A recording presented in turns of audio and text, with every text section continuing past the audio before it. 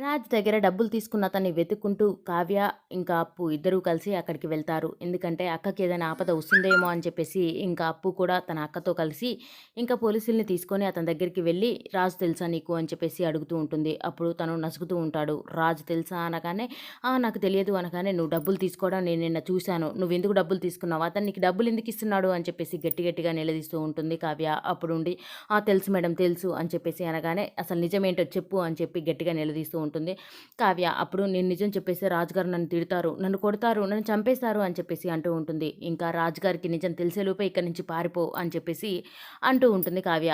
Okay madam, idea మంచిగుంది, పారిపోతానులే అని చెప్పేసి అంటూ ఉంటాడు. పారిపోతాను పారిపోతాను అంటున్నావు కానీ అసలు నిజమేంటో చెప్పట్లేవేంటి అని చెప్పేసి గట్టిగా అంటూ ఉంటుంది అప్పు. ఎందుకంటే అప్పుకి కోపం ఎక్కువ కదా, నువ్వు చెప్పకపోయావనుకో మేమే చంపి పడేస్తామని చెప్పేసి అంటూ ఉంటుంది. అప్పుడు చెప్పేస్తాను మేడం చెప్పేస్తాను, నన్నేం చేయొద్దు అని చెప్పేసి భయపడుతూ ఉంటాడు అతను. ఇంకా ఏం జరిగిందో చెప్పు, అసలు రాజు వెనకాల ఉన్న రహస్యం ఏంటో చెప్పు అనగానే ఇంకా చెబుతూ ఉంటాడు. తను అలా చెప్తూ ఉండడం చూసేసి ఇంకా ఫిబ్రవరి 18 రోజున రాజుగారు ఇక్కడికి వచ్చారు అని చెప్పేసి చెబుతూ ఉంటాడు. అప్పుడు కావ్య సీరియస్గా వింటూ ఉంటుంది. ఇంకా మిగతాదంతా తనకైతే ఇంకా మనకు వినపడకుండా చెప్పిస్తూ ఉంటాడు. స్టోరీ అంతా చెబుతూ ఉండగా కావ్య అయితే అలాగే వింటూ ఉంటుంది. ఇంకా ఒక ఆవిడ ఆ బాబుని ఎత్తుకొని రావడం, రాజు ఆవిడతో మాట్లాడడం, ఆ బాబుని తీసుకొని వెళ్ళడం అదంతా చెబుతూ ఉంటాడు.